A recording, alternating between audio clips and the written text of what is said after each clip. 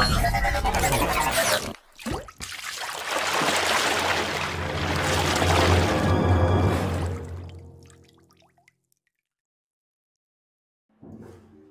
Evening friends, আবারও এসে গেছি সেই একই জায়গায় যেখানে সপ্তাহখানেক আগে আমরা শুরু করেছিলাম।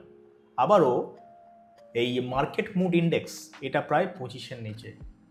নমস্কার, অল্টারনেট মাইন্ডসের পক্ষ থেকে আপনাদের সবাইকে আমাদের এই সান্ধ্যকালীন স্টক মার্কেটের আড্ডায় আবারও একবার স্বাগত জানাই।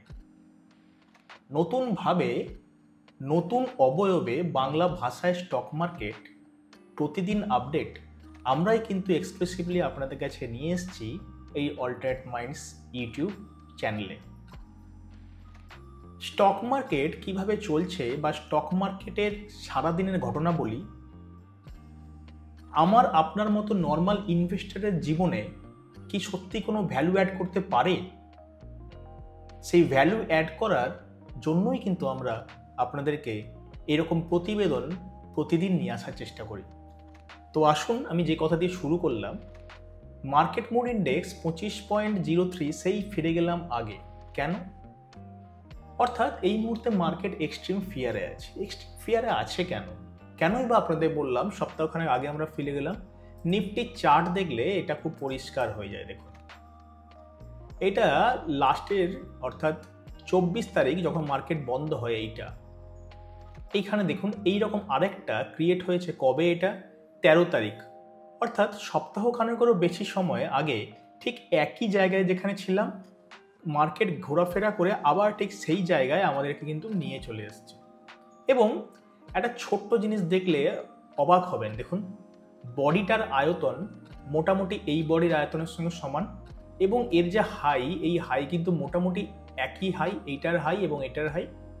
উল্টো দিকে এটার লো এবং এটার লো দুটোই কিন্তু মোটামুটি একই, যেটা বলতে পারি আমরা প্রিভিয়াস উইকস লো। তো এইরকম ঘটনাগুলি কেন স্টক মার্কেটে বারবার ঘটে, সেইগুলো কিন্তু আমরা আজকে দেখবো। আসুন কেন ঘটে। তো আজকে ফ্রাইডে হয়ে গেল, তো আমি প্রিভিয়াস উইকস লো হাই যেই সাপোর্ট রেজিস্ট্যান্স লাইনের কথা আপনাদের বলি, সেইগুলো আমি আজকের সাপেক্ষে অর্থাৎ লাস্ট উইক মানে এই যে উইকটা শেষ হলো, এই উইকের সাপেক্ষে আমি ড্র করে নিয়েছি অলরেডি আগে থেকে।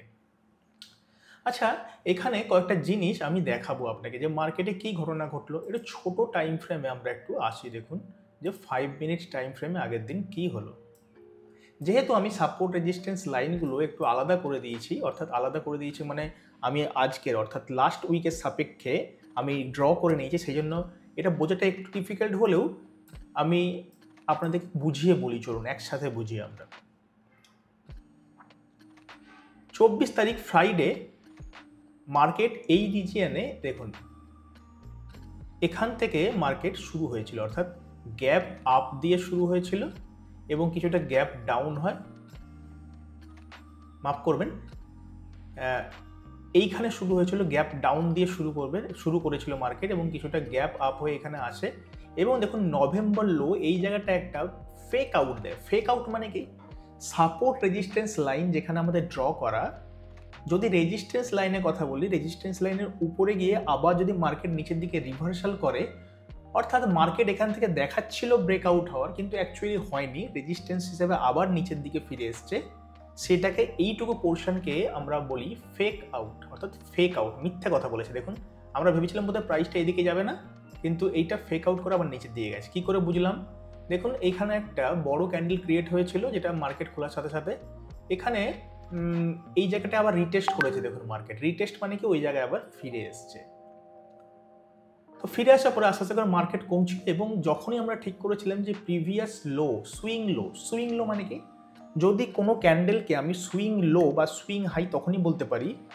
সুইং লো প্রথমে বলি। সুইং লো মানে ডান দিকের এবং বাম দিকের এই দুটো ক্যান্ডেলের থেকে যদি নিচে তার উইক যায়, তাকে আমরা সুইং লো বলবো। এবং বাম দিকে এবং ডান দিকে এই দুটো ক্যান্ডেল ক্লোজ হওয়ার পরে যদি উইকটা এই দুটো ডান দিকের এবং বাম দিকের থেকে বেশি হয় মাঝেরটার, তাকে আমরা বলি সুইং হাই। তাহলে এই তিনটের ক্ষেত্রে দেখুন, এই তিনটের ক্ষেত্রে এটা সুইং লো না।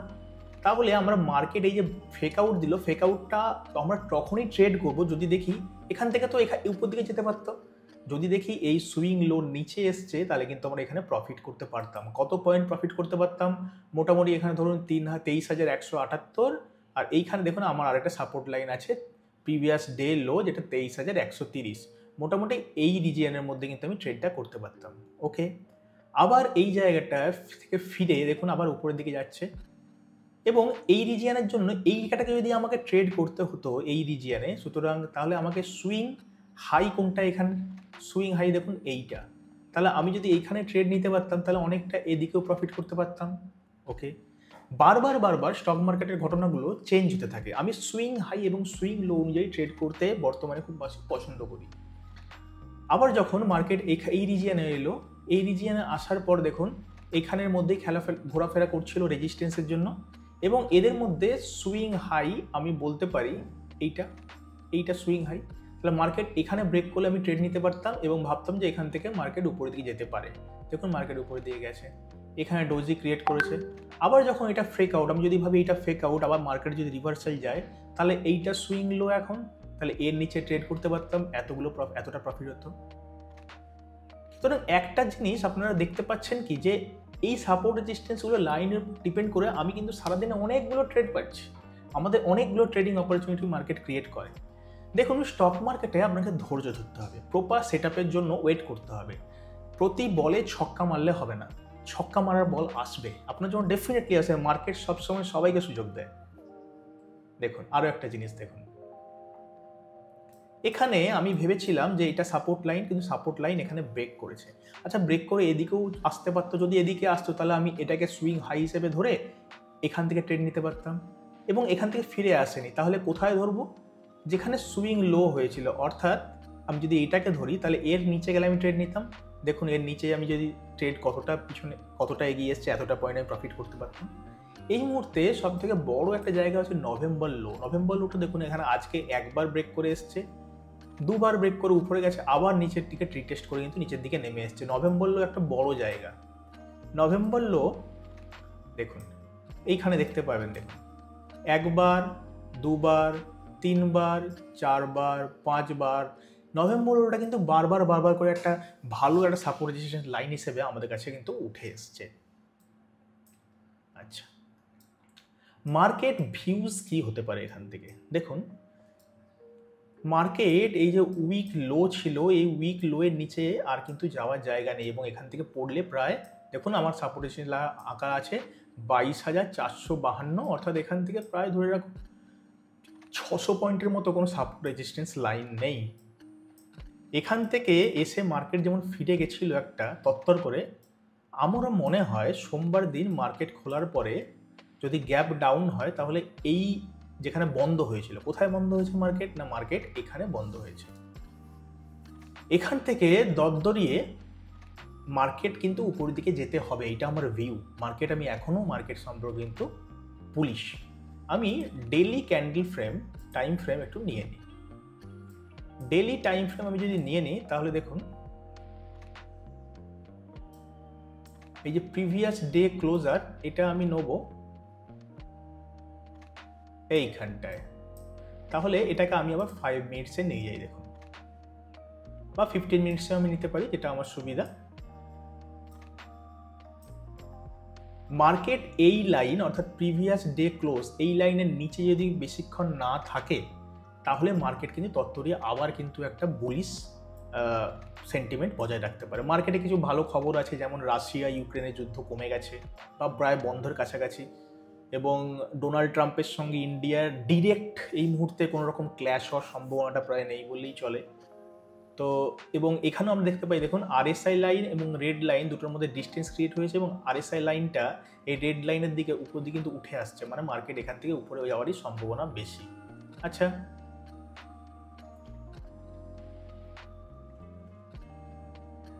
এবার আমরা নিফটির ভিউজ কি করে বুঝবো, একটু আমরা উইকলি টাইম ফ্রেমে চলে যাই। এটা আমাদের লাস্ট উইক ক্যান্ডেল ক্রিয়েট হয়েছিল। আমি মনে করছি মার্কেট এই রিজিয়ন 23,428 এবং 22,900, এই প্রায় 1,500 পয়েন্ট যে আছে, এই 1,500 পয়েন্টের মধ্যেই মার্কেট ঘোরাফেরা করবে বলে আমার এই উইকে মনে হয়।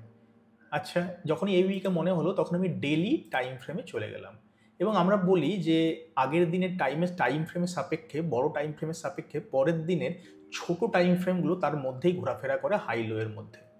সেটা কিভাবে?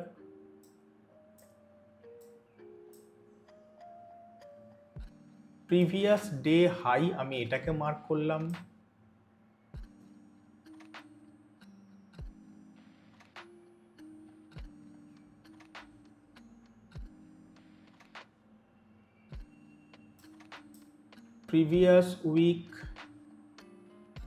প্রিভিয়াস ডেলি, আমি প্রথমে ডেলি টাইম ফ্রেমগুলো একটু দেখে নিই। প্রিভিয়াস ডে হাই এখানে মার্ক করে নিলাম। ওকে, আচ্ছা প্রথম থেকে উইক থেকে শুরু করি, চলুন 1 উইক থেকেই শুরু করি আপনাদের জন্য। তাহলে প্রিভিয়াস উইক হাই যেটা ছিল, হাই এটা মার্ক করলাম আমি।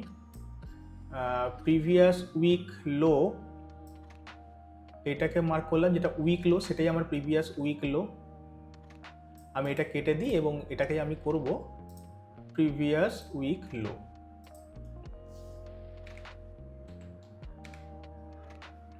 ওকে, প্রিভিয়াস উইক লো। এরপরে প্রিভিয়াস উইক,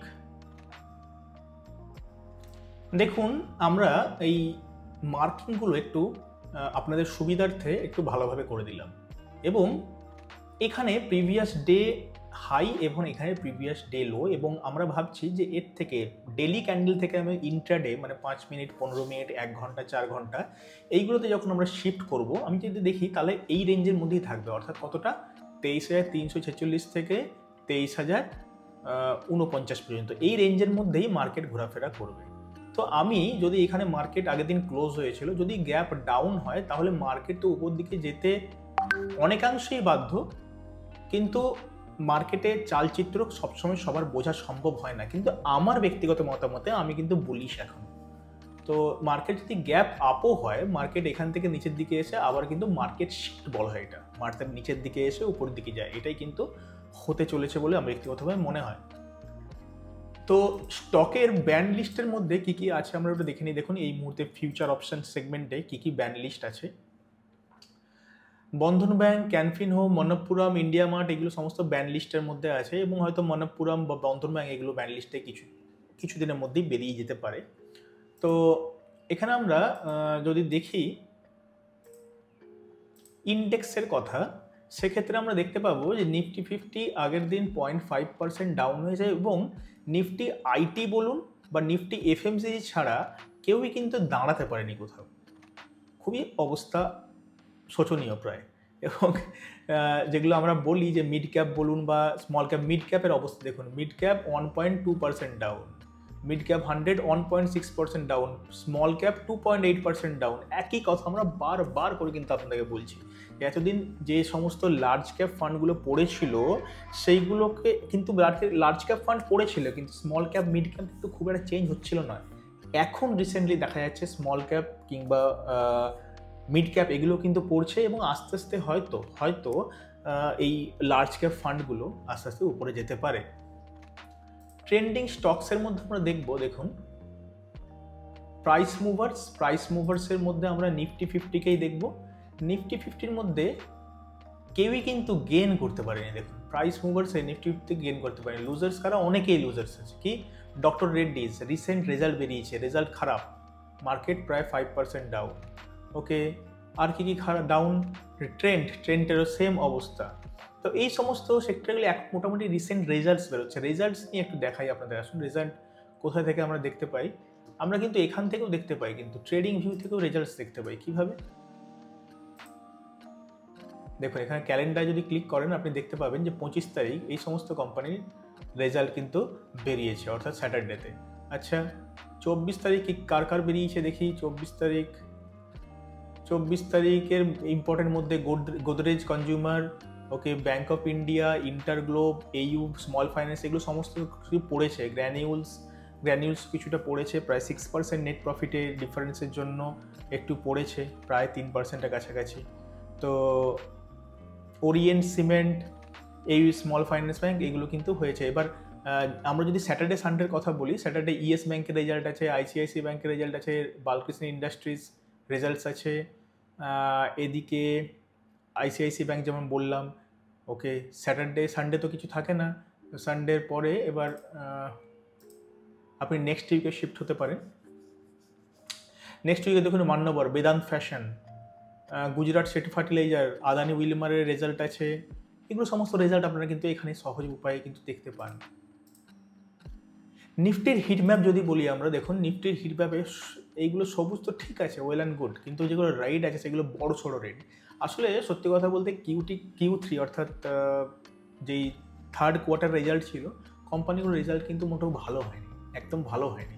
তো সেই জন্যেই মার্কেট সেন্টিমেন্ট, কিন্তু মার্কেট তো একইভাবে চলে না, এরকম lower low lower high higher high higher low, এরকম বানিয়ে বানিয়ে তো মার্কেট চলে। তো কোনো একটা জিনিস পড়েছে মানে উঠবে। এবং আমরা যেটা বলি যে ইনসান হুইয়া মার্কেট উপর তো জানাই হ্যাঁ।